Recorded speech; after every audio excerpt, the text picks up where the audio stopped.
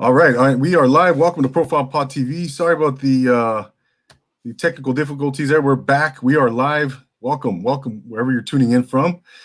Thank you so much for being here, man. We got a great show in store for you tonight. Our special Thanksgiving edition and of Profile Pod TV, man. Want to real quick. Last night, want to thank you guys for coming on the social hour with Profile Pod TV, hosted by DoubleAA, man. That was a great show, man. That was a great show last night, man. Great gathering, networking. A lot of people came through, man. We had about 30 people, and then Instagram shut me off because I played. I forget what song played on. I was playing some music too, and if it just, some of you have probably been there, done that. It just abruptly, suddenly cuts you off, man. I had some great footage. We had special shout outs to Cali Girl Eats.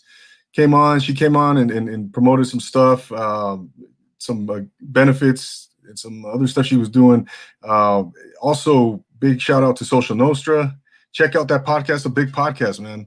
So, also, my man Fidel out of the Talking Again podcast out of West Covina, he came on and chatted up. We chopped it up about his podcast, and I'm supposed to do that podcast as well in the future. So, man, big shout out to you guys and everybody who was in the comments. Real successful night, man. Successful night, and we had a lot of you come in, man. So, much appreciation there. So tonight we're doing it a little bit different, man. I'm also live on Instagram right now, so doing the double whammy. It's a simulcast, if you will. So we got a lot of people in the comments already. Henry, what's up? Mega Man's in the house. Roan, what's going on, man? You guys are awesome for being here. So it's Sunday night, man. Sunday night, the Sunday before Thanksgiving. It's always traditionally, it's always been a big night for myself. Family night. That we get. For me, I get the week off from work, so I'm going to kind of take off the week, from doing the podcast, disconnect a little bit, spend some time with the family, and do that good stuff. So want to welcome everybody on Instagram. What's up, everyone on Instagram Live? You guys are awesome for being here, man. And just what else? We got. Don't forget to subscribe to Profile Pod TV. I'm trying to get to 1,000 subscribers by the end of the year. So, do me a favor, support the podcast, support the show, support the channel. I'd really appreciate it. If you haven't already, if you already subscribed, thank you so much, man. Thank you, guys. So that's big, man. That's big. Much appreciation there. Just, go to Profile Pod TV in the search, click on the red button, and then that's it. You're good, So thanks a lot, man. Thanks a lot. Yeah. Next month, we got some really cool stuff. We're going to finish out the year strong, man. We got some really good guests coming up, man. We got Mega Man coming on. We got the Hood Santa. We got the Speak Your Minds out of Lexington, Kentucky. They are a talent agency where they have models and performers. So that's going to be big, man. I'm really looking forward to that. And we're going to finish off the year. So, first things first, though, we got our guest tonight of the evening. This man is from Los Angeles. One more thing. Don't forget Besties Chat podcast. Coming soon. You guys know Penelope Ray's boutique, Rachel Loera. She is the CEO of that website, of that boutique. So she's going to start her own podcast with 3 of her friends, and I can't wait to have that come to fruition. So we're going to talk about that soon, but that's coming soon, guys. So yeah, what's up? Above the Hook is in the house, just back from Louisiana. What's up, bro? Back from Bayou country, in the house. So I see you, Bam, General Public Podcast on the IG Live here. What's up, Rick? Chef Adrian's in the house. Shit, man. All the chefs are in the house tonight, man. We're going to eat good. We're going to eat good tonight, man. I'm telling you. Yeah. So that's right, Mega Man. December is going to be solid, man. So tonight, man, we got our great guest here. This man, like I was saying, he's from Los Angeles. He hails from Los Angeles. He's a former veteran, former Marine, United States Marine Corps veteran, is in the house. He has a great story, man. He's been all over the world. He's been a chef in many parts of the world. Specializes in multiple cuisines.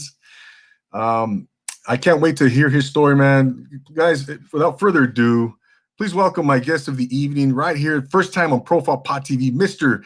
David Velez. Welcome, sir. What's up, guys? How you doing? What's up, man? What's up, Andy? What's going on, bro? How's it going, bro? Chilling, dude. Sunday night, having a beer. That's right, man. Oh, look, I love the cup, man. Love that cup you got. Represent. Oh, bro. God heard my my cries from the last couple years when we were almost there, and then he said, "Dude, you know what's amazing about this time around, bro? How superstitious I got. Like, I got so. I'm serious, man. I was like, you know what? I'll do whatever it fucking takes to get that ring back, man, from 1980. You know, first time since 88. Are you kidding me, bro? Dude, I got so much. Like, I've been a huge Dodger fan for years. For years, growing up in LA, my father was very big into sports here in the community. My father trained a lot of guys coming up through the system. There's a lot of scouts that would come specifically to him to train people for the Dodgers organization. And I just love the Dodgers, been around them for years. Amazing. My kids are huge Dodger fans. My wife is kind of like, she's not into sports that much, but she'll support, you know, but I got so much trash talk to me from my little daughter, Sophia, the last couple of years. Oh, they always make it there and then nothing happens, Dad. So in this year, I'm like, oh, you little toma. You know, like she was like, Dad, but I love the Dodgers. I said, that's all that matters, baby.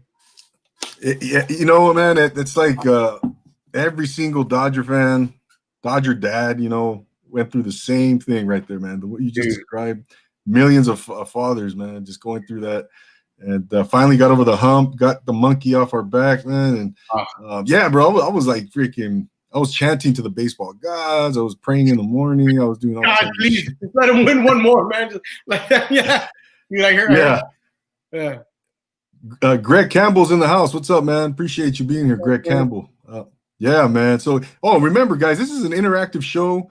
If you guys have a question for David or guest, I'll do the best I can to post it on the screen, and then we'll address the question or comment. So don't forget about that, man.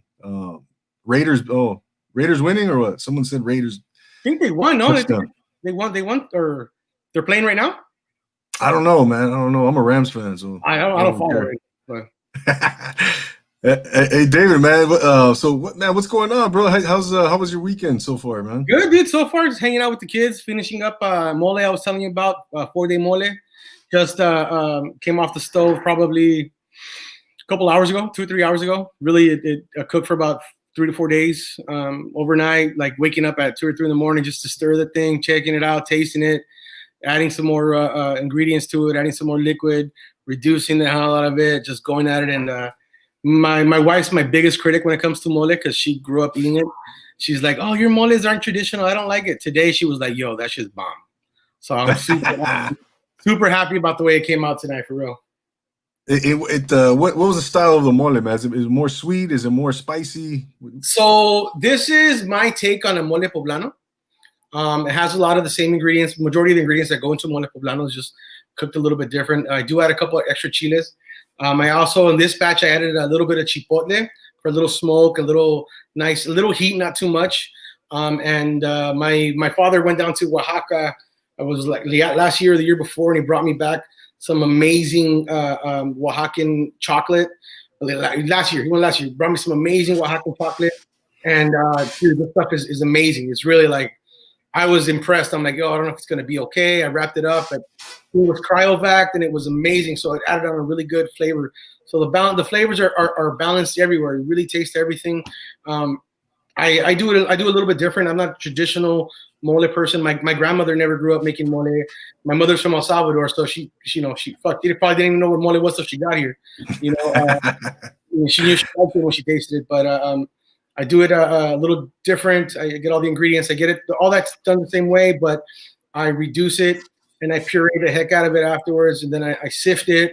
I get the sediment that's on there, and it still has an amazing flavor. So then I add a little bit more liquid onto it, puree the hell out of it again, add that onto the rest of the mole, trying to extract as much flavors as possible, and just reducing it to get that essence of mole. And it's really interesting the way that it changes over the days. You know, you could take it off the first day and you're like, yo, this is good. But let it go 2, 3, 4 days. The longest it's taken me to do this one was, I want to say, 5 to 6 days. Really? Just because you're playing around with different temperatures, different techniques. You know, this one I was actually very surprised. It was done in about 4 days, and the flavors that came out in it, the flavors I was able to extract out of it, were phenomenal. You know, you can see my kitchen in the back; it's white. I had to fucking clean that shit, popping everywhere. You know, you walk away for a little bit, mole starts, boom, just popping. So it was pretty fun, dude. I really enjoyed that. Oh man, that sounds like I wish I could taste that, man. Because I remember my mom used to make it, and she used to make the spicy, you know, Colorado, mole Colorado, you know, and she would make it over with chicken, with shredded chicken, and it was really good, man. Do you put it? What do you put it on, man? So this one traditionally, you know, a lot of people use beef, chicken and pork. This one that I made, the reason why I made it this way is because I want to incorporate it in. I want to use that mole more as a base to incorporate in different items, different ingredients, different meats, different proteins, and it gives me the versatility to be able to change it up for a beef, for a chicken, for a pork, for a duck. It'll be amazing with the duck. You know, so I want to play with it. I just want to play with it, getting ready for, you know, stuff to come. Who knows what happens? Trying to perfect that recipe, that dish. But I made like 3 other ones last week. I posted it on Instagram. I think I made a rojo. I made a quick mole from not really mole, more of a chile rojo salsa from the region of Michoacan, where my grandfather was from. You know, rest in peace, abuelito, love you. It was that one's more of a straight up. That was a straight up vegan dish. Everything was vegan. It comes with a lot of squash, with a lot of roasted corn, and just bringing the element into it. Yeah, dude, it's. I'm a big dude. I weigh 300 pounds. I'm a big guy, but I love vegetables and the versatility of this mole. You know, this mole that I made right here, it's also it could be done vegan. You know, I did add a little chicken stock to it, but you can take it off if you don't want to, and use chocolate that doesn't have any milk fats, you know, milk solids added into it. So it's very versatile, and it's something for me that's a passion. Cooking, being a chef in LA, I never really had the opportunity to cook Mexican food because I was always cooking Italian food or French food. And recently going back into the roots since my grandfather passed away, digging in, talking to my grandmother about, you know, recipes from where he's from, and then growing up in LA.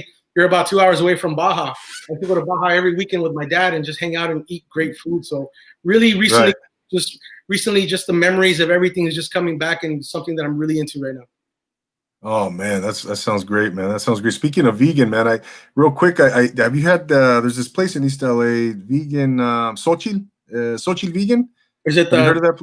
The torta place? No, man. They have a pretty.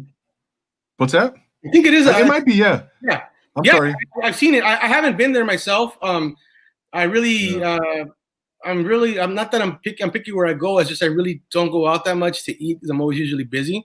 But I have seen it. I saw a video that they made for the place. It looks great. I want to try it out. But yeah, I believe it's a torta place. They have their mascot is like a bird, right?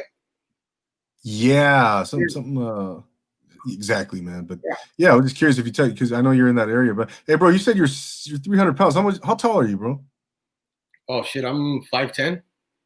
Okay. Yeah, I'm just curious. I was bigger, dude. I pushed up to 375 after the Marine Corps. I pushed up. Really? I got big. I lost 70 something pounds. I got down to like 290 something, and then I stopped working out. Which every Monday I tell myself, "Fuck it, Monday I'm gonna go back," because I started hitting it hard again. Really, I dropped 75 pounds. My goal is to get down to at least 260, 265. You know, that's my personal goal. I wish I could go more, but I'll be happy with that. But eating right, dude. I stopped eating a bunch of crap. I started eating organic chicken, free-range beef, the best pork possible. From sustainable growers, from awesome sources, and that's really I've lost a lot of weight. My kids have lost a lot of weight. My wife has lost a lot of weight just by taking out a bunch of the hormones that we have in the food. Oh man, yeah, that's great. That's great. Have you guys done any you said you organic, any vegan stuff, any plant-based diets that you've tried out? You know, so my wife has rheumatoid arthritis. And she's the doctor told her, hey, go vegan and that'll help you out a lot, right? So she went vegan for a while. Me, I love vegetables, but fucking I love the fat from pigs and beef and chicken. I love all that stuff, right? But we have tried it. I do cook for her. Like sometimes separately, just some different vegan options. But the cool thing is incorporating vegan food into my daily food and giving it to my kids, and them not bitching and complaining.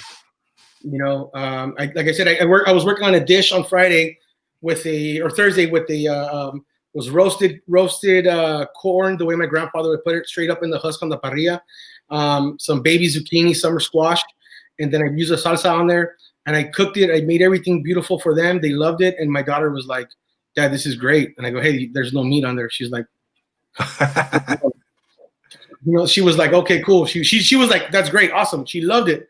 About 10 minutes later, she goes, hey, so about those steaks? Oh, okay, let's go put them on. You can't forget it. Yeah, it was good for 5 minutes, right? Yeah, we've been here in my household. We've been dabbling with a lot of vegan stuff, plant-based, and I have a close personal friend who's a diehard vegan. And so I taste a lot of his food, bro. And yeah, some of it, man, you can't taste the difference whatsoever, man. It's really interesting. It's really vegan. So if you think about a lot of the stuff that we eat and drink, there's zero animal into it. There's what? Zero animal products into it, and people don't understand that. Yeah. Let's take the mole that I just made, right? It's this one's not vegan because it has a little chicken stock in it. But if I would to not put the chicken stock and just use water, the flavors of the chile itself are sufficient enough to balance everything out. You don't need that, right? Right. You don't taste that stuff. There's so many items. There's as an Italian chef. So I just the other day I was like, yo, I don't put any animal fat into this pasta. I don't put anything that's not on there. It's flour. It's there's flour. It's vegetables, olive oil. I was like, fuck, you don't really need anything else on there. The big thing for us is actually, when you taste it, yeah, it's great. Sometimes you kind of crave that animal fat, you're like, because your palate's used to it, right? But we've had it our whole lives, yeah. Yeah, but then you're like, dude, if I was back in, if I wasn't as fortunate as I am now, I wouldn't be able to afford meat every day, Right. My favorite thing to eat in the world is rice and beans and plátanos, fried bananas. Oh, yeah. Beans, total vegan dish. And I would eat that every day, all day, without any, I wouldn't even miss the meat, but you got to think about it. Sometimes you're like, yo, yeah, I really don't need it sometimes. Yeah, no doubt, bro. Hey, real quick, man, for those of you on Instagram Live watching, I totally forgot about the audio, man. So if you guys want to come watch the show on YouTube, check it out. Come on over to YouTube. We're live with David Velez. We're a renowned Los Angeles chef right now. Profile Pod TV is the channel. Just type in Profile Pod TV. We'll see you guys over here, so you can hear the action, hear the conversation. So, David, you grew up in LA, in Maywood, right? No, I grew up in the city of Bell. I grew up right next to Bell. Bell. Excuse me. Yeah, born and raised in Bell. I lived in Bell my entire life. I live in Walnut Park now, so it's the next town over. Okay. Born and lived in this area since I was a kid, dude. I went to school in Bell, went to school in Maywood, Nimitz. I went to Bell High. The only time I ever really left was when I was in the military. Boot camp, and then going to Iraq. That's the only time I ever really left this area. I love this area. I plan on staying in this area my entire life, man. That's awesome, man. That's awesome. That's home sweet home. What what was it like growing up in that area, bro? Dude, I grew up in the city of Bell. I didn't know this until I was probably about 14, but I guess I grew up on the worst street in the city of Bell. I grew up, I grew up on Gage Avenue, but right next to Gage Avenue, literally 20 feet away, is a street called Chancellor.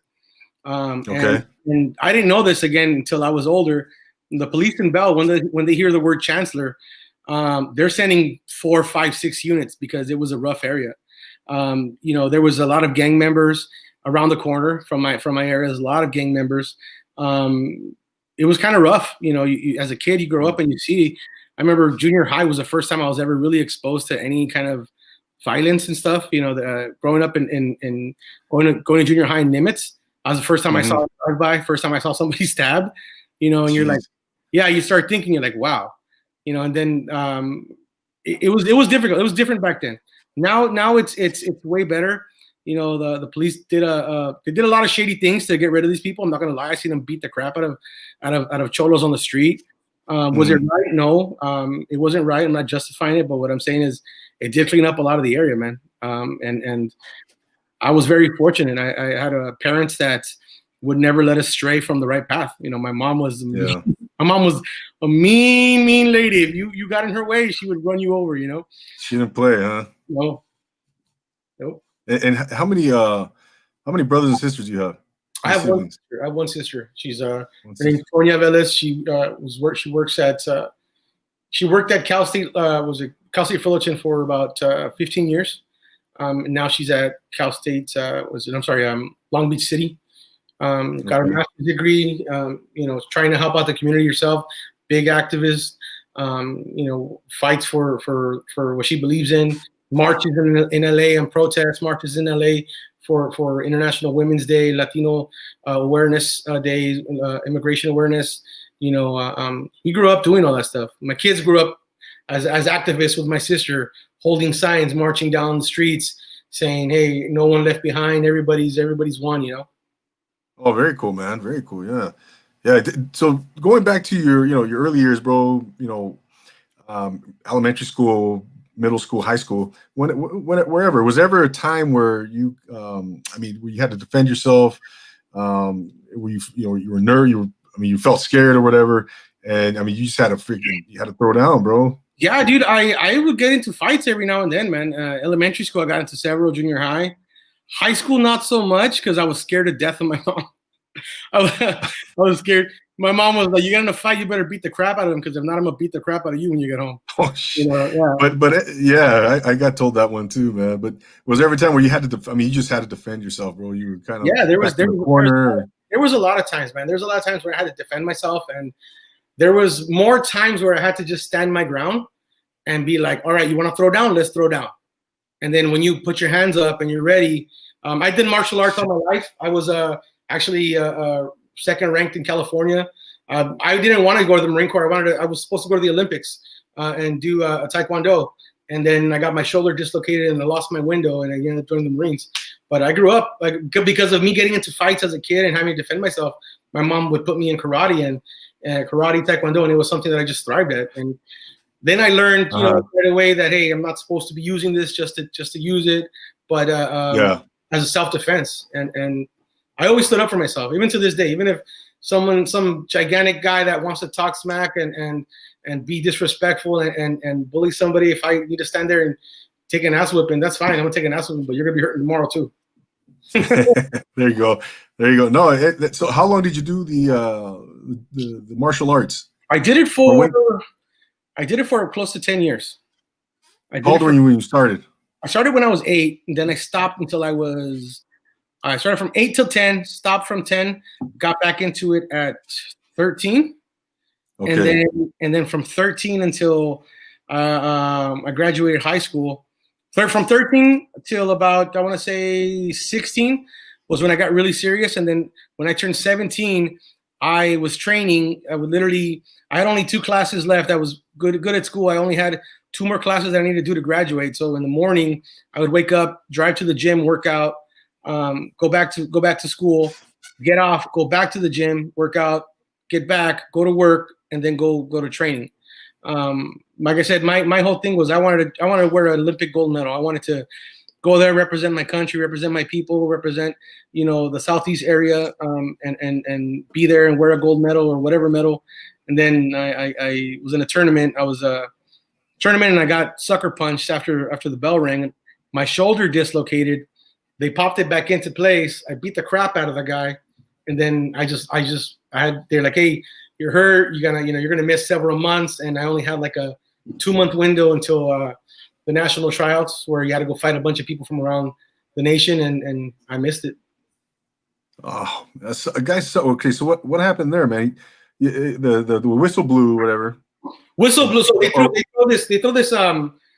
They bang on these sticks, boom, boom, boom, and then they hit the whistle, and then they throw something in the mat to hey, you're done.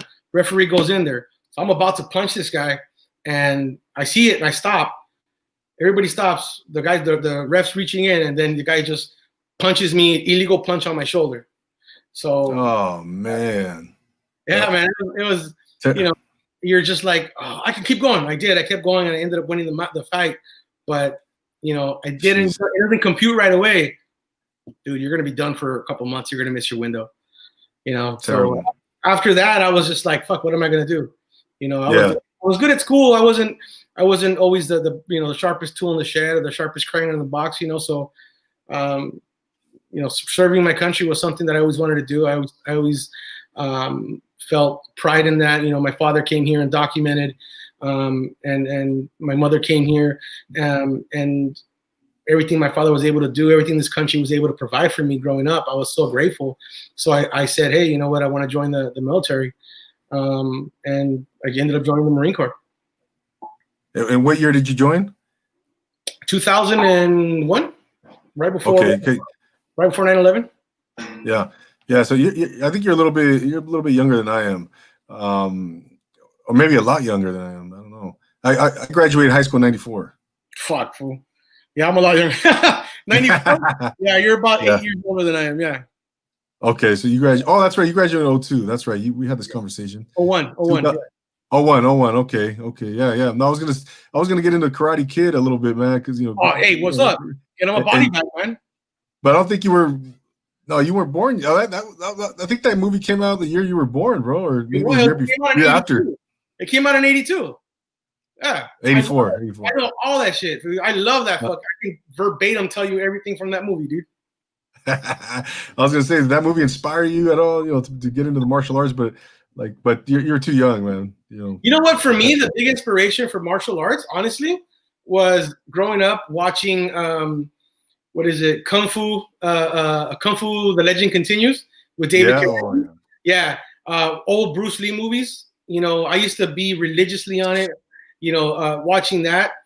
That's what really got me into it, you know. And then my mom took me to a class, and I was like, wow, this is awesome. You know, I wanted to hit things. I wanted to break things. I wanted to fucking to be there and do that. And that's what got me into it. No doubt, man. What about all those ninja? Remember all the ninja movies from the 80s? Dude. Revenge of the Ninja, Return of the Ninja, Revenge of the Ninja Part 2. Oh, dude, hell yeah. American Ninja. American Ninja. Oh, man. I used to wear my hair when I was a kid. What's that? I used to wear my hair like David, what was his name? Fuck. From American Ninja? Yeah. Oh, the actor. You know what I'm talking about, right? I used to wear the white guy. Like that guy. Yeah. Oh, what's his name? Michael Dudikoff? Michael Dudikoff. Is that it? Michael Dudikoff. There you go. Yeah. I got it, man. Oh, dude, those are classic movies, bro. I mean, remember Jackson in the background? Yeah. Oh, that was my boy right there, dude. That was my boy Jackson. Love that guy. Unbelievable, man. Yeah, all those movies, man, were, you know, they were so inspirational. Everybody, and then we had, I mean, the 80s had everything, bro. The 80s we had BMX, we had motocross, we had, you know, martial arts, we had skateboarding, everything, bro. Volleyball movies, baseball, basketball, football. What's that? Shit ton of cocaine. Yeah. Yeah, remember the movie Less Than Zero? Dude, Airface? Yeah. Oh, man. Dude, I love that. Dude. You get older, right? Like me, for me, when I was a kid, I said, fuck, the 80s suck. 80s suck, 90s, you know, Generation X, was it the Seattle Sound? I was big into grunge. And then you go back and you're like, yo, dude, the 80s were pretty fucking cool. You know? Dude. If you look at my collection on like, what is it, Apple TV, all the movies that I bought, I think a majority of them are from the 80s. Beverly Hills Cop, the whole series. Dude, what else I got? I love, dude, they're awesome. I love those. I love all those movies. Ferris Bueller's Days Off. I mean, Breakfast Club, Pretty in Pink, 16 Candles. it goes on and on, bro. It Yeah. just goes on and on. I just got back to school. I just got my daughter into back to school. One of my all-time favorite. I love him, dude. I got no respect. No, I love that guy. I'm going to college. I'm going to college. Yeah, I love that guy. What's his name? Rodney? Rodney Dangerfield. Rodney Dangerfield, bro. Yeah, that dude good stuff. Good stuff, David, man. But yeah, man. So okay, so by the way, everybody on Instagram Live, come check out the live stream on YouTube. We're speaking with David Velez, Los Angeles renowned chef. The channel is called Profile Pod TV. Check out the live stream right now on YouTube, guys. So you can't hear the audio. I made a mistake. My bad. So check us out on YouTube right now. Okay. Jay Lewis, what's up, bro? What's up, everyone? So yeah, man. So okay, so take us. You're back. You graduated from high school, and did you already know you were going to the Marine Corps, or was it kind of something that you wanted to serve your country? You always wanted to do that. I was already. It's called the DEBR. It was the DEB system. Oh yeah. Delayed entry program. Yeah. I was already in the delayed entry program. And then I was working out. I remember being at the gym working out when 9/11 happened.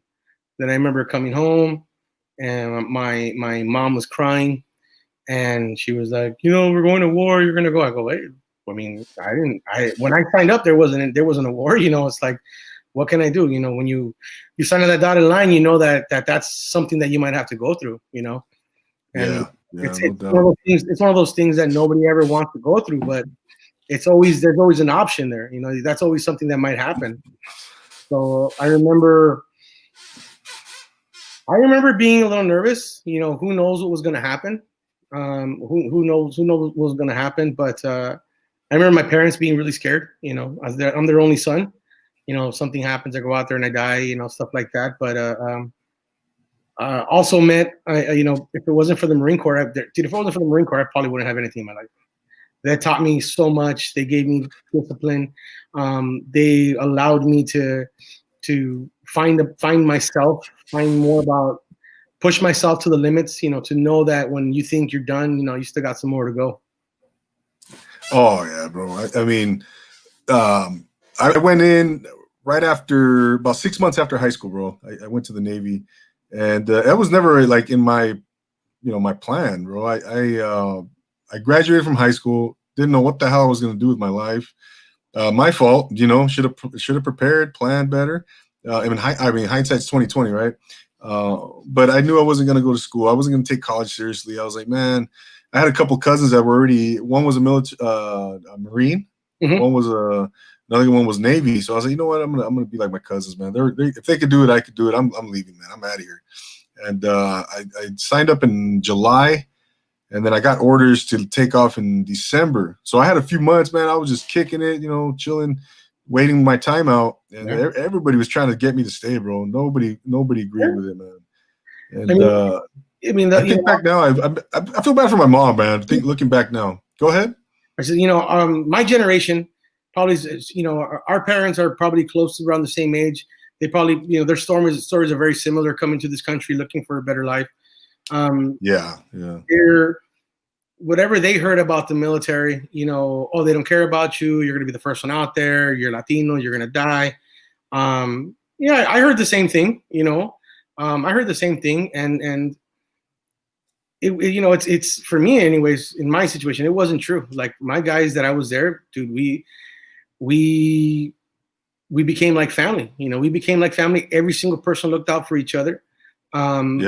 You go through the best times of your life together. You go through the worst times of your life together. And when something bad happens to somebody there, they're the only ones that are there for you. So you have that bond.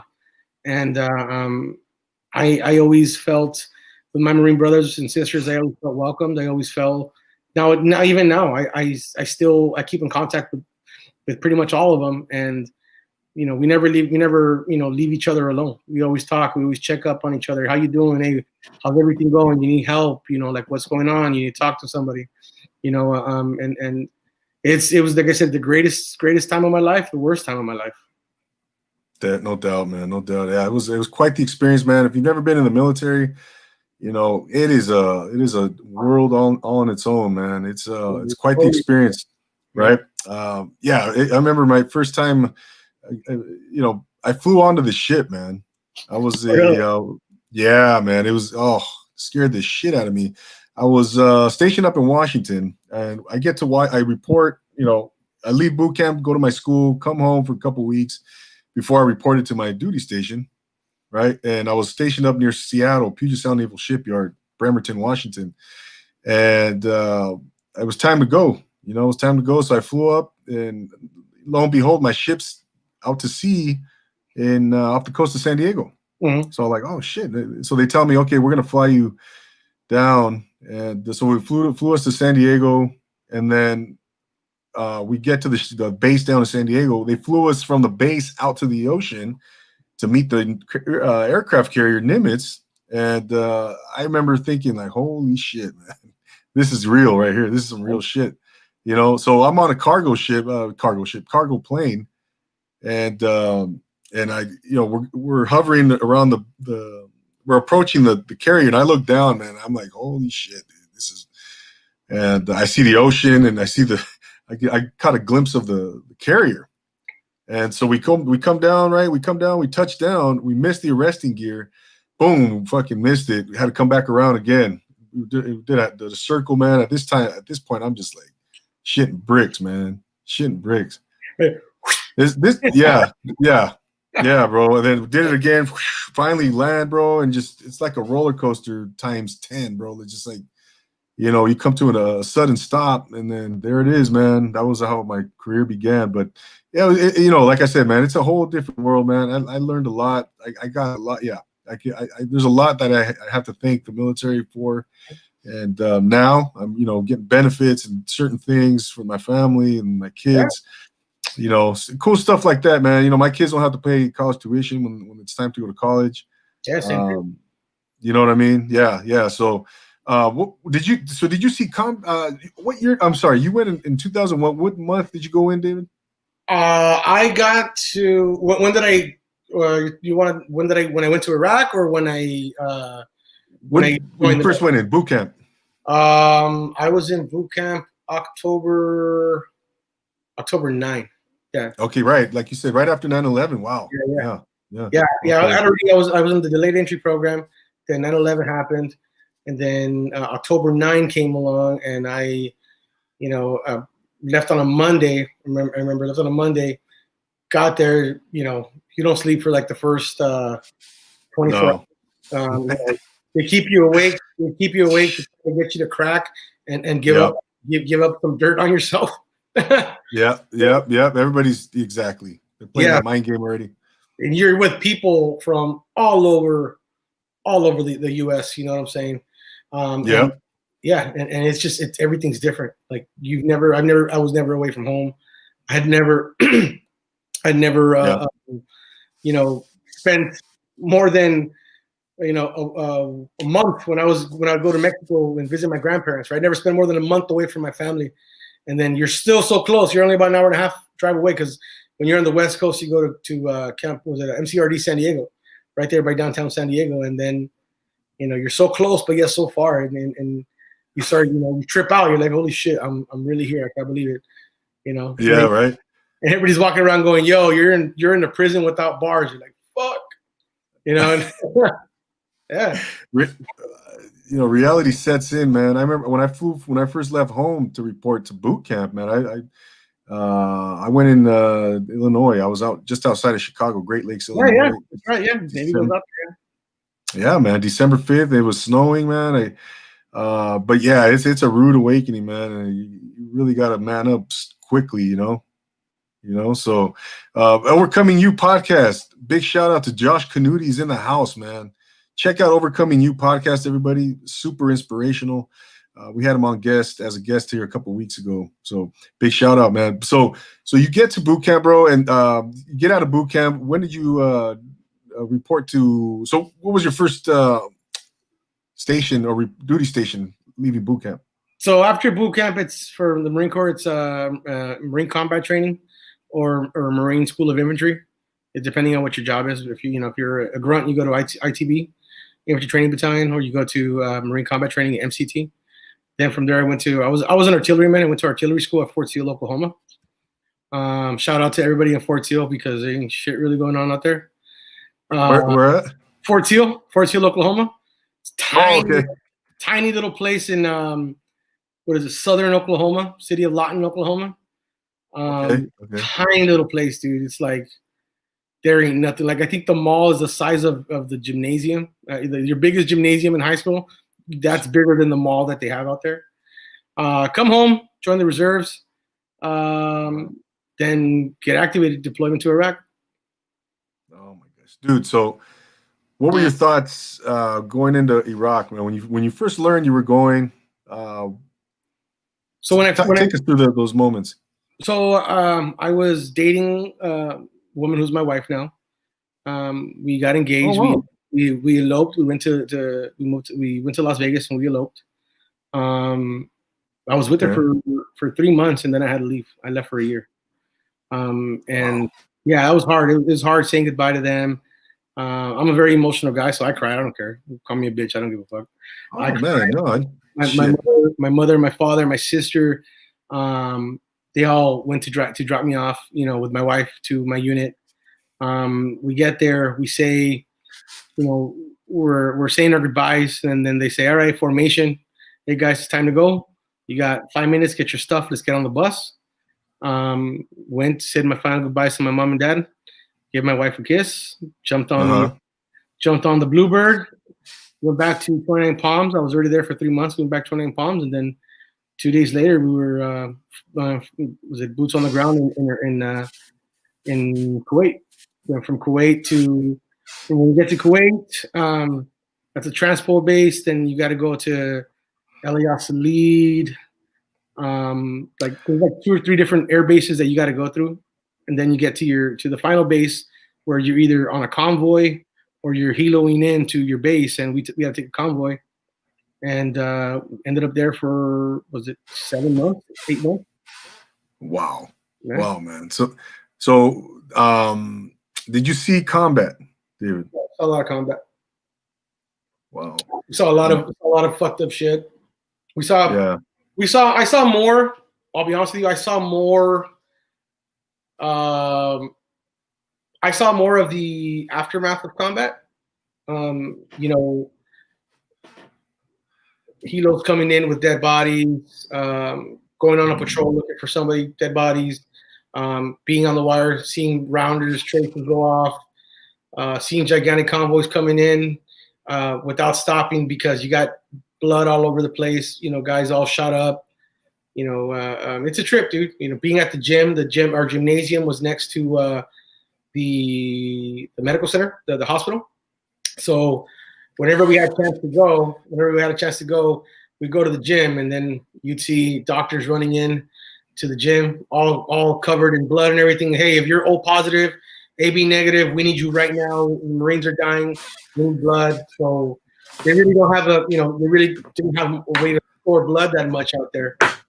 So we would they had this college called walking donor program or something like that. If somebody happened to somebody that had everybody's blood type, they say, hey, you got to go give blood right now. Wow. Yeah, man. I can't imagine, man. I can't even imagine it. So, David, take us through the thought process, man, on a daily basis when you're in Iraq, man. You're seeing all this stuff, man. What do you think you can die any moment? Or, I mean, what goes through your mind? So we were fortunate. We had our rotations were probably about 2 weeks at a time. So you were on base doing very simple work for 2 weeks. That was your downtime. That was the time you had time to go call home, write letters, go to the PX, go to the gym, go whatever, right? Then 2 weeks, gotcha. 2 weeks where you're out in the field or you're in a FOB, forward observation base. That's when it gets crazy. That's when you're out there and if you guys get attacked, you're alone for a good 20, 30 minutes before anybody can come in, right? So you got about 15 to 20 Marines guarding the FOB, because it's either a pump house where we were to get water from the Euphrates and send it into the base, or another pump house, which is the exact same thing. So it was about They were from 15 to 20 Marines and 2 engineers. The 2 engineers were the ones in charge of making sure the water would come whenever they needed it, and the Marines that were there were in charge of securing the base. So those were the times when you had like the hardest times. But every single time you would leave, every single time you left the wire, I would always say, my mother would always tell me, say, God, wash me, bathe me with your blood and protect me. I'd always say that, and then I would always say, hey, dude, I'm not perfect. If I fucked up in any way when I was younger or anything, please forgive me. And if I die here, let me go to heaven. Yeah, man. No, that's some serious stuff, man. Because you watch the movies, you watch, and I was I was in the military myself, man, but I was on a ship. But I think when you get to ground warfare, guerrilla warfare, when you're a soldier, when you're on your feet and you're humping and you're in the bush or you're in the desert, I think that's a whole different perspective, man. It's different, man. It's like the guys honestly, the guys out there that saw the majority of the heavy shit, that did all the heavy shit, were all special forces operators. We had Navy SEALs going in there. We had first recon division going in through there. I was lucky. I had a simple job. I go out the wire once a day for 2 weeks, come home, then go back again once a day for 2 weeks, go home. Sometimes you go 2-3 times a day, depending on what's going on. For me, I guess one of the roughest times for me was it was New Year's Eve, 2005 through 2006. We got rocketed, bombs going off. Bomb almost took everybody out. It was like about 100 feet away from our center, from our command center. And oh, wow. Yeah, and then we had to go out and look for these guys and find out what's going on. And that was crazy. That was one of the craziest times. But you just after being there for a while, it just becomes routine, man. You just like, you hear shit exploding. You're walking and you see the guys hit the deck, and you're like, oh, dude, don't worry, that's outcome. That's outgoing, not incoming. Or you're just walking, you're like, oh, dude, it's far away. Don't worry, that's not coming. Don't worry about it. After a while, it just becomes a daily routine. And then my gosh. Yeah, and then you you go about your day, and when you have time to hang out and relax and get some exercise in or do whatever, it was regular. But there was times when you didn't. There was times when I was awake for 3 or 4 days at a time. Or finally we come back and we had a couple hours of sleep. We were done with our job. We were part of a quick reaction force. We had gone out, we'd done our job, and then hey, first QRF, second QRF, they're gone. You guys are on standby. Get up, and you'd have to get up and do it all over again. And you go out. As soon as you go out, as soon as you come back, hey, another mission. Let's go. And like, oh, okay. But it pushes you to the limits. It pushes you a lot. But then, like I said, you really quickly realize, my limitations.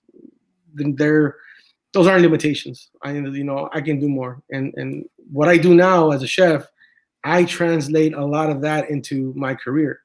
When I'm tired, and I've been up on my feet for 12, 14, 16 hours at work, like, okay, cool, whatever. They're saying, right, at least I ain't getting shot at. I'm good.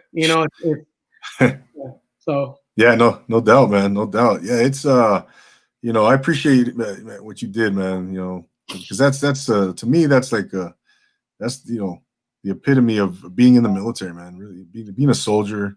What kind of you had a machine gun, right? I had a saw, a 249 saw. Then we also had 240 Golfs. We had Mark 19s. My daily carry was M16A2. Then we had the M4s. And then we had the 9mm. So we were able to shoot a lot, man. We got a lot of practice shooting everything. Yeah, I bet, man. I bet. How long were you in? 6 years. 6 years. So you get out in 2008, 2009, 2007. Yeah. 2007. So okay. So you get out of the Marine Corps. You never thought about re-upping at all? I did think about it when I got out.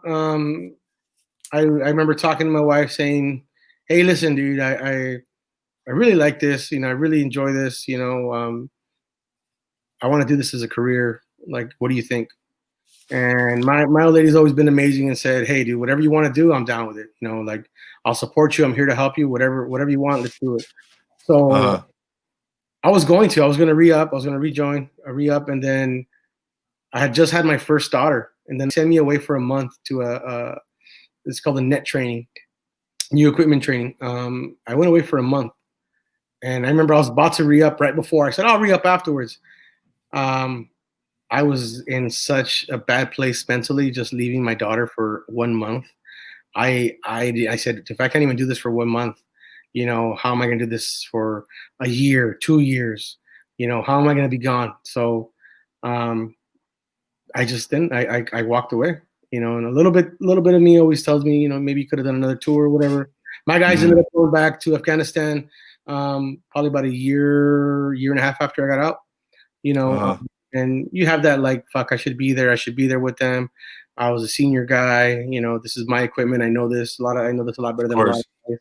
I've been out there. A lot of these guys haven't, but at the same time, I also think about, hey man, I everything that I have now is because of the decisions that I made. You can't look back at your life. We got a saying: once the round's down range, you can't get that shit back. No. Yeah, no, you got to move forward. I hear you, man. I hear you. So, and by the way, how long were you in Iraq before you got out? What was the total time there? Last time was I want to say 6 to 8 months, 6 to 7 months. Yeah, Marine Corps, we do 6 months. We do 6 months, 6 to 8 months at a time, depending on a headquarters. If you're part of a headquarters unit, which is the operational unit, then you're there for a year. But if you're just there as a support element, as the people going out there, whatever, you're basically being told what to do and not telling people what to do. You're there for about 6 to 7 months. Okay, so you were there a total of 6 to 7 months? Yeah. Okay, and then so after that, your regular duty station was in San Diego, Camp Pendleton, Pico Rivera, California. Really? Yeah. No. Marine Corps Reserve Unit is still there. It's right off. Okay. It's right off of South San Gabriel River Parkway. Gotcha. Dude, I drive by that place still. I stop by and you like just smell the nostalgia in the air.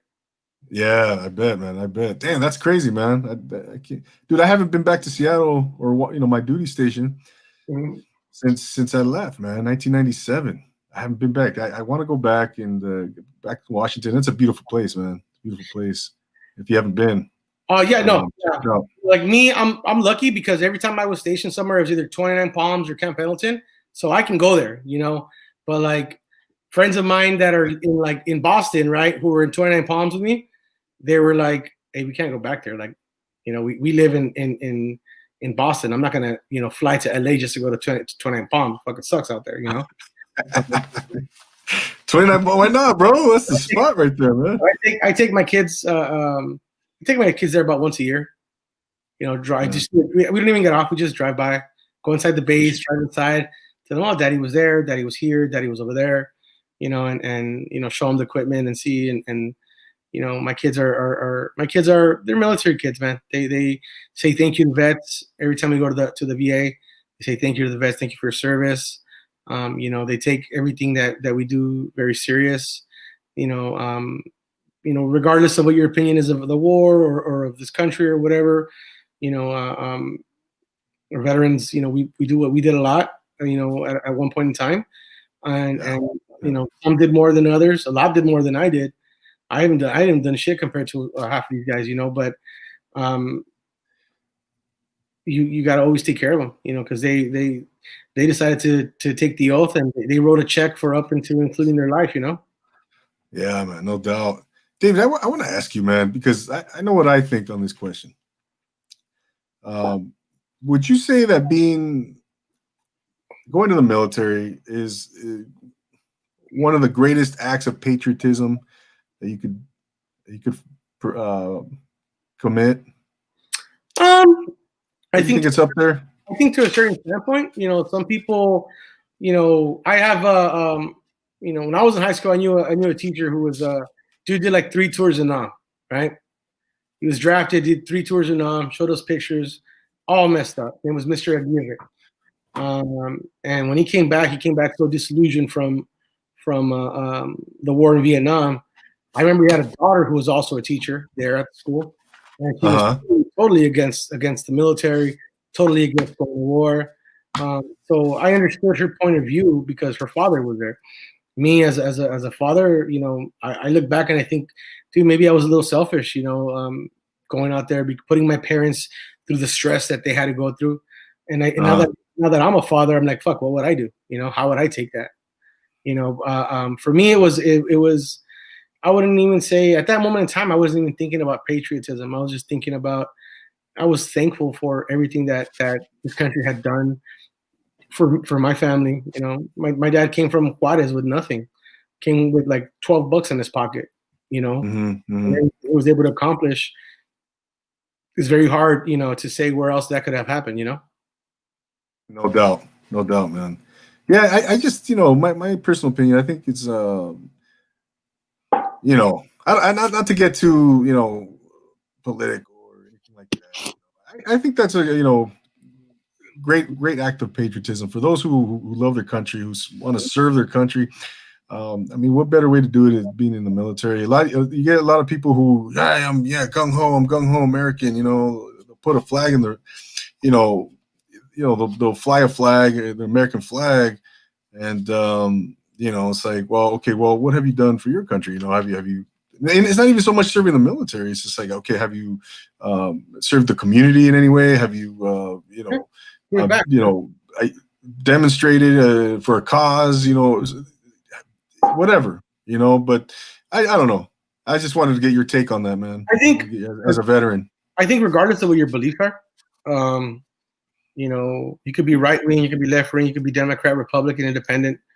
If you stand up for what you believe in and you fight in a respectful way, in the proper way, and you fight and stand up for what you believe in, I think it's a beautiful thing. You can have completely conflicting ideologies, but as long as we are doing it in a respectful way, as long as we're doing it in a way that we're not infringing on anybody else's rights, for me, that's patriotism as well. You know, I served in the military. I'm patriotic. I love my country. I love, you know, I love a lot of things that my country stands for. There's a lot of things that I don't agree with, you know, but at the end of the day, this is my country, and I fought for my country, and I signed up for my country, and you know, I was born here, I was raised here, I'm gonna die here, you know. No doubt, man. Yeah. So, man, shifting gears, man. So, you are a chef, you know, fast forward to 2020, here we are. And now, as a chef, were you one to cook when you were younger, you know, back? Yeah. High school days? I always cooked, man. I always cooked. Like, I loved making breakfast. As a kid, I always make breakfast in bed for my parents on their anniversary. You know, my father, he worked during the day, and my mother worked during the day as well. So sometimes when we were on vacation, you know, I had to stay home with my sister, and we had to eat something. So I would cook for her. Then growing up, I had an interest in you know, seeing my mom's recipes and doing some baking and cooking with her. But I never really thought that I would be a chef. And that's, you know, if you had asked me when I was a kid, I wanted to be a cop, one. And then when I got older, I wanted to be a lawyer, you know. That was what I wanted to do. You know, I wanted to be a lawyer. I wanted to go to law school. I wanted to go, you know, criminal justice, stand up, you know, and defend people or put people away who I thought were bad, you know. That's what I wanted to do. Never once did I ever think that I would ever be cooking for a living. Wow. But so who were some of your early influences as a cook? Like you said, you would cook breakfast a lot for your parents and stuff like that. I would always watch PBS. You know, growing up, we didn't have cable. So I'd watch PBS, Jacques Pepin. What's your name? Ray? Oh, fuck that bitch, dude. I love her, but after I saw that, tell us how you really feel, bro. Tell us how you feel. It's like, yo, come on, dude. Like, seriously, pozole looking like nachos. Oh, but no. Pepin was I used to see him on PBS all the time. Young can cook. If young can cook, so can you. Remember? Who is that? On Young Ken. PBS? Yeah, it was on PBS. He was a Chinese guy. His name was Yang, Oh, and when he no. goes off his show, he would say, "If Yang can cook, so can you." What? I don't recall that, man. Interesting. Julia Childs, my boy Adrian. That's right. Hey, shout out to Chef Adrian Vela. Yeah. Adrian Velez, shout out. Yeah. What's up, Adrian? Yep. He's here. Big dog out in New York, out in Las Vegas. Former executive chef for Catch Las Vegas. Former executive chef of Catch LA. Now he's an executive chef for Yardbird in Las Vegas. Love that guy. The guy's been very influential in my career. Nothing but love for him and his beautiful wife and his 2 beautiful kids. Nothing but love and respect for them. Yeah. Absolutely. Throw a shout out to Henry, hopped up Cincames before he gets mad. Henry, I love you, bro. I love you. Gregory 805. Everybody, guys, love you guys. Mega Man podcast. Zero, love all you guys. The whole crew's here, man. They're all here. What's up, guys? Yeah, man. Since I started podcasting, got an Instagram, man, I've met the phenomenal people, man. Phenomenal, bro. And that's why I love what I do, man, with this podcast. Diversity. I love you, bro. Homies. Oh, diverse. Oh, dude. Yeah, Cerrito. Dude, diverse. He's diverse is a very, very genuinely sweet person, man. Seriously. I'm dying to meet him in person, man. Dying to meet all these guys. I haven't met him. I've hung out with him, for the last 2 months, every Friday on the podcast, right, or on the Zoom, drinking beers. Had some incredible conversations with them, but never really met him in person. Hopefully, one day I will. Oh, I got to give a shout out to my little baby girl, who I know she's on, Lil Cat 3. That's my firstborn. She's my YouTuber. Hey, you gotta follow Little Cat 3. Little Cat. Yeah, she was on the she checked in on the live on Instagram, bro. Oh, that's right. Okay. Yeah. Shout out for sure, man. No. So when did you say, you know what, I'm gonna become a chef? This is what I want to do as my career. When did you decide that?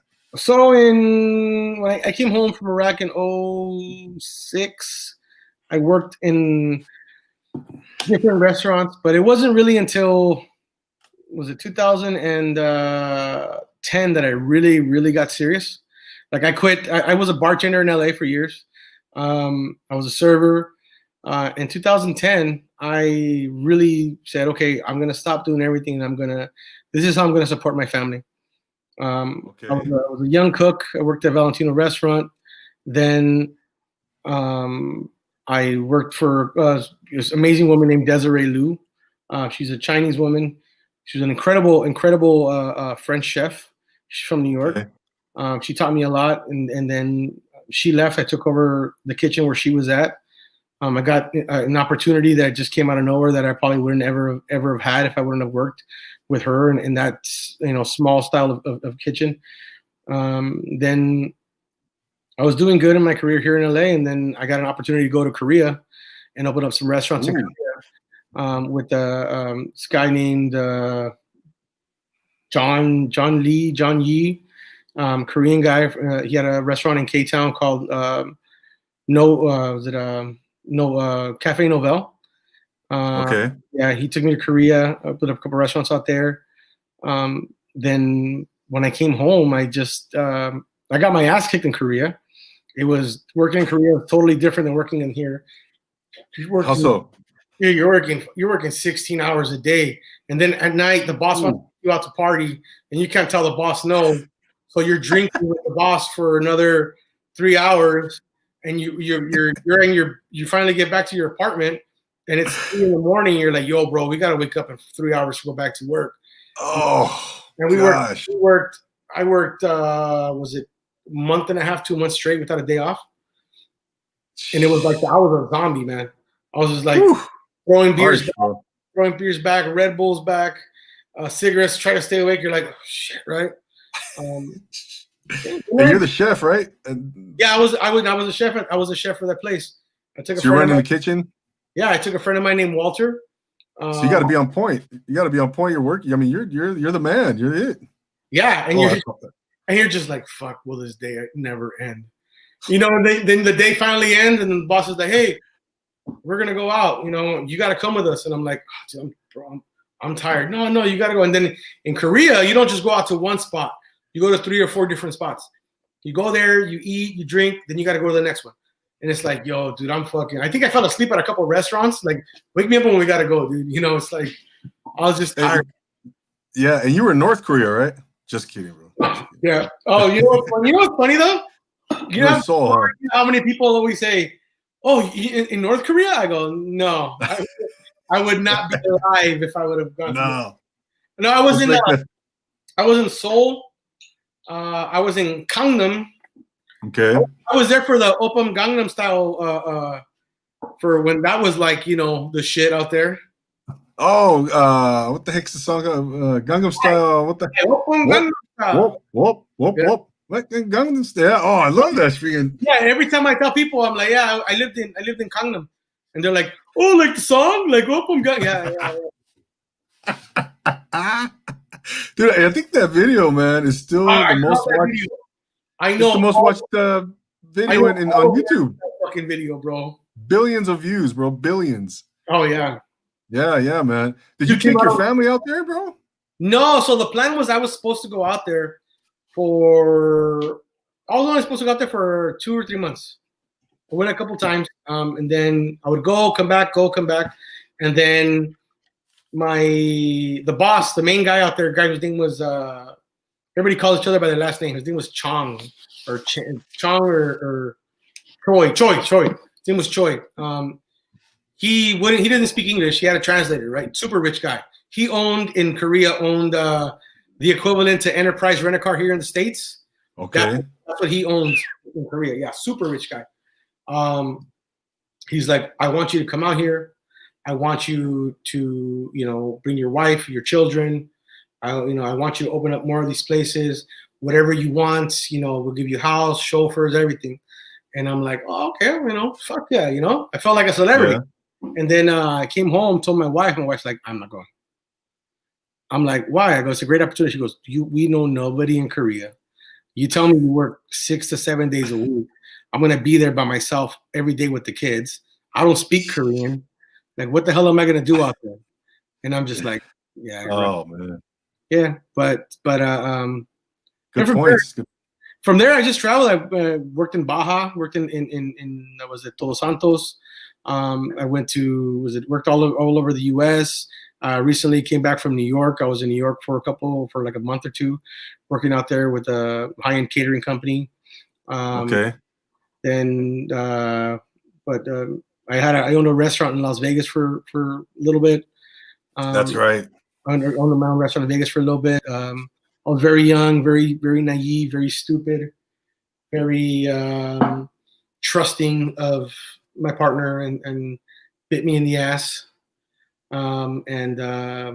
Just working around LA, man. Just working, hustling, you know, cooking in my house. I redid my kitchen, built a beautiful kitchen. I cook here every day. I've been very, very lucky to have built up some good relationships with some people, with some produce and protein vendors. So I get all the good shit that everybody wants. I get it, and I cook it at my house. You know, working on recipes, just trying to stay busy, man. No doubt, man. No doubt. So where are you working now, brother?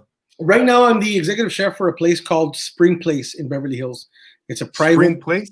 Yes, Spring Place. It's a private members club. It's what is it? Their whole thing is shareable workspace, but because of COVID, they can't do that. So we've had to put a big emphasis on our restaurant. But I've been off of work for about 3 weeks. Okay. It's been tight at work. It's been tight at work because of COVID, and I've been very fortunate, you know, in my career. I've been very fortunate to have made some good investments and to save some money. So my guys, you know, I have guys that I brought that need the money. You know, they have families, they have kids. They need the money more than I do. So I volunteered to take some time off so that they can, you know, pay their bills. And then now because of this whole COVID lockdown coming in on Wednesday, I'm pretty sure everybody's going to be getting laid off. So at least they were able to make some extra money for a couple weeks, which makes me happy, you know. Wow. Yeah, but good for you, man. That's noble, man. Yeah, for sure. Yeah. Yeah. What has been some of your favorite? What have been some of your favorite places to work, man? Maybe top 3. Can you narrow it down like that? So my number one best place to work was when I worked at Napa Valley Grill with Chef Adrian Vela. He was very influential in my career. Has been and is very influential in my career. I met him about 6 years ago. Okay. I just lost my restaurant in Las Vegas. I just lost basically my entire life savings. I came home. I had a new house. We had just bought our house, just moved in here. I needed a job. You know, I have bills. Bills don't wait for nobody. Right. And I went to go work for him. You know, there was an ad out. I answered it. I went to go cook. They liked my food. They asked me to come work for him. I went, and he changed my world, changed my life. I didn't think I wanted to do this anymore. I was just disillusioned over the whole thing, you know. Of course. And the guy changed my life around, and he changed my way of thinking, changed the way that I cook my food, and became a very good friend of mine, and love the guy very much. So I'll always sing his praises, because if it wasn't for him, I would not be able to do the stuff that I do now. And this was up north in Napa Valley, you said? Here in West LA. The name of the restaurant's called Napa Valley. Then working at Sophia's with Desiree Liu was probably my second. I'm sorry, that's probably my third. My second favorite place was working with Chef Stephen Kelt here on Melrose, called Spartina. It's an Italian restaurant. I really, really loved working there. It was a lot of work. It was very satisfying. The food was amazing. Chef Stephen Kelt was a good guy. He is a good guy. You know, he's an older gentleman. He's about 67 now. A world of knowledge. Incredible world of knowledge. Can be tough on you, but really enjoyed working there, and that was probably one of the funnest places I worked, because as a chef, you want to cook, you want to work, you want to be there all the time, and when it's not busy, you're just like, oh fuck, I don't want to be here. But there, you didn't have time to rest. I mean, when it was busy, and it made the day go by so quickly, because you're just like, wow, this is amazing. This is what cooking's all about. So that place was real fun. That's awesome, man. Big shout out to Chef Vela, man, Adrian Vela. And so, how many different types of cuisines do you know how to? Can you specialize in them? If anybody asks me if I needed to go head to head with somebody where I'm gonna get killed or my kids are gonna get killed, I'm gonna tell them Italian food. Let's go. Really?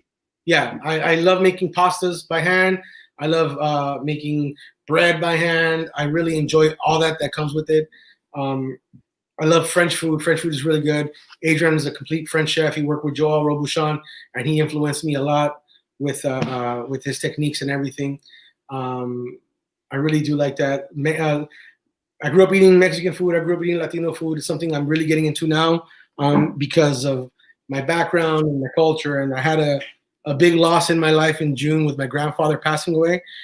And he was extremely instrumental in my life, in my development as a child. And doing everything that I'm doing now, I feel like a very big reconnection with him, even though he's no longer here. I feel that connection when I see the food that he would make and the food that we would eat, the food that he would take me to the markets to go eat. So that's something I'm getting really into. I grew up going to Baja every weekend with my father. Going to Baja, Rosarito, Ensenada, Puerto Nuevo. I would go to the Valle de Guadalupe when there was only 4 wineries before it became cool for everybody to go there. Yeah, I used to go hang out and eat at Benito Molina's restaurant before Anthony Bourdain blew that shit the fuck up. You know, Mercado Negro. I used to hang out there every other day, going into the fish markets. So all that upbringing was very influential in my career. Awesome, man. That's so. I got oops, wrong one. But Pike Cruiser has a question, man. What's that? For you, David. Why do our military men always end up becoming chefs after serving our country? I know 15 friends or family members who are chefs. Because it's so similar to being in the fucking military. There's cursing, there's yelling, there's drinking, there's a bunch of testosterone being thrown around there, and at the end of the day, it's very, very fulfilling, you know. But I mean, you need to get to a certain time. It's not easy, man. It takes years. It takes many years. I know a lot of people who went to culinary school, that were ex-military, that went there to, you know, that are ex-military, and they lasted 3 to 4 years in this career, because this career is it's a total mind and body, just, you know, pounding every day. You know, I'm a big I talk a lot about mental health. Mental health in this career, in this industry, it's the most important thing in the world, you know, because it's so mentally frustrating sometimes, and it's difficult. But at the end of the day, you know, as Marines, as ex-military members, we, you know, in our minds is there's a mission and we need to complete the mission. So that's probably that's, I guess, the best question, the best response I can give to that question. Yeah, no, it's I have a lot of respect for what you do, man, because I worked in the military. I worked in the restaurant business for 2 years. I was a busboy, and I saw firsthand, man, you know, what goes down in a restaurant, you know. And Elephant Bar, I don't know if you remember Elephant Bar. I worked there. Dude, you kidding me? I used to get fucked up at Elephant Bar when I was 20 years old. Hey, real quick, shout out to Gabby, Hopped Up Sikkim*'s girlfriend. I love you, Gabby. Sweet woman, incredible woman. Going to be a doctor, hopefully, in the next couple of years. Amazing. Nice. Yeah, shout out to Gabby. Shout out to Joe Sanchez here, good buddy, good friend of mine. He's here. Big Bruin fan, big Dodger fan. And yeah, man, it's like I said, man, I worked in the restaurant for 2 years. I have a lot of respect for what you guys do, man. That is serious work, bro. Serious work, man. So think about it like this, right? It's probably the hardest job in the restaurant, because you're working on your feet 24/7, and in order to get in order to be able to provide the food that you need, there's a lot of things that go on in the background, right? Yeah. We get no tips. We are very underpaid. So every single cook that I know has 3 to 4 jobs. Yeah. A morning job, an evening job, and then a morning and an evening job for their 2 days off. Okay. Yeah. And we're not. People don't go into the kitchen. We don't get the praises. The servers, this is great. Oh, thank you. Cool. They're the ones that look great. You know, they get their tips because of us, and because of the bar, because they're giving them wine, beer, whatever. You know, but it's extremely difficult job, and it's you know, the reward for it is yeah, you get paid hourly, right? But that's all you get. When you work as a server, you get your minimum wage, yeah. But at the end of the day, you're taking home $200-300 sometimes. Yeah. Right? Oh yeah. The guy that's cooking your food is lucky if he gets a quarter of that or half of that. You know, think about it. The highest paid, a really good paid cook in LA, $20 an hour, right? Depending on where you're at. Some can go up to 22, 23, 24, 25, but depending on where you're at, $20 an hour. He's only working 6 hours. So was that $120, right? Mm-hmm. So then he has to go to work, make $120. So then the other person that's a server for doing 6 hours, yeah, they're making a minimum wage, but at the end of the day, he's going home with $200-300. Right. So, I mean, it's like, so you start thinking about it. You know, when I gave up being a bartender and a server, I took a gigantic pay cut. That's when I had to start working two jobs at, you know, one in the morning, one in the afternoon, to be able to make up some of that money. You know, and it's hard. Everything's against you. It's hard. People are always trying to cut your throat to get ahead. People are throwing you under the bus to get ahead. It's up to you to, you know, sink or swim. Yeah, no doubt, man. I had Vanessa a couple of weeks ago. She was on. She's a chef, Vanessa, chef and queen. She has her own little meal prepping business, and she delivers food. And she went to, I think, Long Beach City College, got her the culinary arts school, got her chef certificate there and everything. And no, she was explaining it how being a chef, man. It's a complete lifestyle, man. It's a lifestyle. It's, you know, you sacrifice a lot of your time. personal time. It's a grind, man. So like I said, I got a lot of respect for you, man. What you So, do. when COVID first started, oh, a lot of people in Los Angeles and Las Vegas were laid off, right? Because of the restrictions. So my boy Adrian, I remember he was laid off, and he's like, "Hey, dude, like, what are you doing?" I got laid off, bro. He was like, "Hey, you guys want to come down?" And I'm like, "Oh, we shouldn't really go," because he goes, "Dude, I haven't left my house." I go, "I haven't left my house either." He goes, "Well, if you guys want to come down, come down." And I remember that was the first time that I'd ever spent time with him in his house, where we were there for a week, and he was having an incredible time with his wife and his kids. It was like, for him, it was a blessing because he was able to spend time with his wife and his kids. And that we sat down that day, we had a great conversation. He goes, "Dude, I miss work, but I'm loving the time with my kids. I never have that. We don't. We work sometimes." I work with Adrian where there was a time where we worked, I think it was like 47 days, 57 days straight. And you're talking, 12, 14-hour days, until I finally said, like, I told him, "I'm not going to take a day off till you take a day off." He goes, "Well, I'm not going to take a day off till you take a day off." Finally, one day I said, "Bro, I don't even know how I got here. I need to sleep tomorrow." And that's very common. We didn't spend time with our wife and our kids. Yeah. It's hard. It's very difficult, especially if you have children. It's like you're working so much. When you're not working, they're at school. It's like your days off. You work holidays, weekends, nights. Right.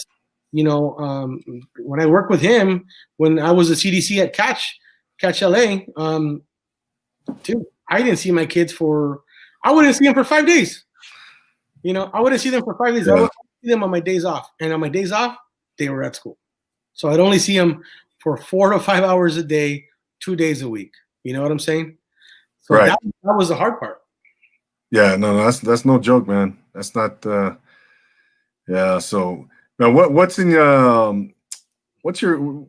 your plans here, David, for the next year to 3 years, man, as a chef? Well, I mean, yeah, I know there's a lot going on with the COVID stuff, and So for me, for the next probably 3 years, I would love to be the owner operator of my own restaurant again, even if it's a small place. I would love to do that. I'm working towards that goal. Hopefully, in the next month or so, I would love to come back on there and be able to announce something. We'll see. But for me, honestly, man, it's all about like I said, I had a big personal loss this year, June, with my grandfather. He was extremely influential in my life, and he passed away kind of because of COVID. Because when the restrictions came down, all of his medical appointments were canceled, and we didn't find out that he had cancer for 6 or 7 months. So he passed away, and I'm taking some time right now, like at least for the next 3 weeks. I know I'm not gonna be able to go back to work because of restrictions, right? Personally, I believe this is gonna go on a little bit more because we're in the winter time, and the whole COVID, that COVID-19 loves being, during the winter time loves being inside and shit like that. So I'm pretty sure it's gonna go on a little longer. So for me, all I'm doing is cooking every day, hanging out with my kids, and the mole that I made today, that's amazing. That's probably the best mole I ever made. I'll probably do it again tomorrow, just because I don't stop when I think something is good. I want to keep going. I want to push the envelope. So I order food. I call my meat guy. I go, "I need 10 this, 5 that, 8 of this, 10 of these." I call my produce vendor. Throw a shout out to Nature's Produce and Premier Meat, Sandy Rocker. Ryan, I love you. Ryan Pulaski, they're great. I call them up. Yeah, it's right here. Come get it. Boom. And I just stay home and I cook. I would love to get to the point where I have my own restaurant again. I'd love to get to the point where I can get some kind of sponsor so I can cook a little bit more in my house to provide more meals, because I cook in my own home and I provide meals for people sometimes. I help people out. I buy produce and meat and I give it to people who are less fortunate, because I've been very fortunate in my career. I've been very unfortunate, but I'm right now sitting pretty, and I'm fine financially, thank God. But there's a lot of people out there who aren't, and if I can help them in any which way, I'm here to help out. No doubt, man. Absolutely, man. You're a noble man, David, man. I appreciate you, man. You have a very cool, inspirational story. Okay. You've been through the military, growing up in LA, now a chef, man. You've worked all over the world. I want to thank you, man, for coming on, for taking the time here on the special Thanksgiving edition of Profile Pod TV, man. I thought it was perfect timing to have you come on, man, because obviously it's Thanksgiving. We're going to be eating. It's goes hand in hand, food and food. So, what are you eating for Thanksgiving? Oh man, we do the traditional turkey, the stuffing, gravy, biscuits, all that. So my mom's from El Salvador. Shout out to Adrian Vela, pupusas. I know you love them, bro. My mom's from El Salvador. She does traditional Salvadorian turkey, bro. So we don't eat turkey. We eat sandwiches. So really, dude. They call it chumpipe. We fucking they marinate this shit in some crazy ass shit. They put some tomato sauce on that motherfucker. It's cooked. We grab it. We make sandwiches. We dip it in the juice, and that's what we eat. Then we eat arroz frijoles, mashed potatoes, everything, all the traditional stuff too. But we eat it old school, like if we were back in Salvador shit. Oh, that's cool, man. No, that's awesome, man. I appreciate that, man. I appreciate that. No, we're Mexican growing up. We've always been traditionalists, as Americans here. It's always been turkey, bro. My parents were both born in, Mexico, Zacatecas, shout out. And both sides of the family kind of, Americanized the meal. So we jumped on the American bandwagon. Yeah, it's a trip. That's the one meal that your traditional, native people they're like, fuck it, I want gravy. Where's the stuffing?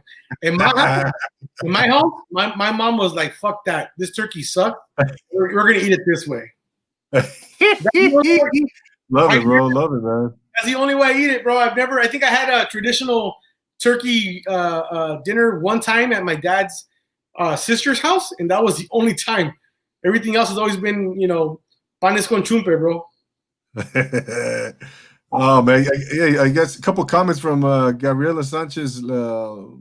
Henry, thanks for the invite. David, te queremos mucho. I am anxious to try one day the food you cook.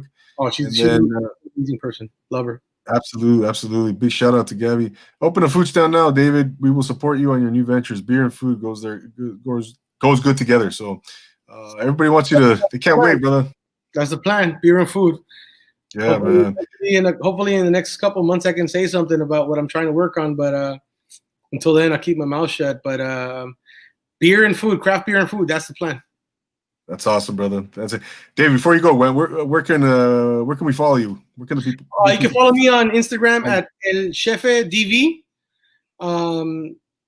Instagram is pretty much that. That's the main profile I use. I have another one called NPW Kitchen Consultants, but they're kind of linked up. You can follow me there, and dude, drop me a DM if anytime you want to. You need questions on a recipe or something like that. Also, I'm a big guy that believes in mental health. So if you're ever feeling you're in a crisis or something, and you think people don't understand, DM me. I don't know you. I won't judge you. I'll listen. Whatever. I'm here to help. If you're going through some COVID struggles and you need help, with whatever, I'm here. I can help you. I'm not a rich person, but I'm more than happy to help with any meals that I can and help out in any way, guys. Anything, we're here. We're all here together. One world, one love. And thank you guys so much for support. And hopefully in the next couple months and weeks, years or whatever, we can all support each other. And hopefully I can become a little bit more successful and I can launch something of my own again. Oh, no doubt, man. No, thank you, brother. Thank you for saying that, man. And I can't wait to see what I'm going to be following you, and we'll be staying in touch, of course. And hopefully we all get to meet in person soon, man. Sooner than later. And 2021 is going to be a big year, man. I don't care what anyone says. So. 2020 has sucked, so 2021 has to be fucking good, dude. Yeah. What goes, it has to come back up. Whatever goes down must come up, right? And but I want to thank everyone in the comments for being here, man. Henry, Greg, Gabby, Joe, who else, man? Pie Cruiser was here, man. Let's see. I like to give the shout out. Zero. That's right. Zero came through. Mega Man came through. Overcoming You podcast. Josh Canuti was in here. Big shout out to all you guys, man. So Above the Hook came through. Who am I missing? Anybody else? Tyrone, my good friend Tyrone came through out of Oxnard. So, yeah, man. Hey, David, man, thanks again, brother, for taking the time, man. I'm looking forward to growing a friendship with you, man. And, yeah, man, I can't thank you enough. So, yeah, thank you. Thank you for having us, and keep up the good work. You know, dude, promoting yourself, promoting people. Keep it up, dude. Don't get discouraged. Keep it going, man. Keep it going, dude. Seriously, there's, hopefully there's a lot of people that are going to be able to come on your show and be able to promote themselves and help you promote yourself and everything, dude. Seriously. Thank you for the love. Thank you for the conversation. Thank you for everything, man. Appreciate it. Oh, thank you, man. Oh, you're welcome. You're welcome, man. There you guys have it, Mr. David Velez, Los Angeles renowned chef. Check him out. Follow him on Instagram. Check him out. Thank you so much once again, David. For myself, DoubleAA, don't forget to subscribe to Profile Pod TV. Go hit that little red button if you have not subscribed yet. Do me the favor. Go subscribe. Go support the podcast. Support the show. If you enjoyed the show tonight, go show me some love by just subscribing, because we're gonna continue rocking every week with excellent guests, as you just saw tonight, Mr. David Velez. And so we got we're gonna take off this week. We typically go Tuesday nights, but tonight this is a special week, Thanksgiving, obviously. So we brought in David, and it was awesome. So we'll be back the following Tuesday, December 1, and that's going to be a great show. We're going to kick off that. We're going to kick off December, and like I said, we're going to have some great guests to finish off the year. So once again, man, big shout out to everybody who's here. If you're watching on the replay, thank you so much. If you're watching, if you're listening to the audio version, thank you as well. And a million thanks to all of you who are here live in the comments. So again, go subscribe on Apple Podcasts. Follow us on Instagram. Subscribe, all that good stuff. I love getting feedback from all the listeners, the viewers, and the audience, man. That's the most important thing, because without an audience, man, I don't care if you have a podcast or a blockbuster, $100 million movie. Without an audience, there's nothing. So I always keep that in perspective, and I'm really, really appreciative of that. Pie Cruiser, thank you, man. As always, thank you, man. Pie Cruiser is a big supporter of Profile Pod TV. Joe, thank you, man. I appreciate it. Being motivated and positive. Absolutely. For David Velez, I'm DoubleAA. Wishing you guys a happy Thanksgiving. Have a great week, everybody. Stay safe. We'll be seeing you. I'm going to do some lives here throughout the week. Yeah, brief lives, just to stay connected with everybody. Big thanks again to everybody who came out last night for the DoubleAA Social Hour on Profile Pod TV Instagram. So once again, thank you, everybody. We will see you in about a week, in 2 days, man. For David Velez, I'm DoubleAA. Always remember to take it easy.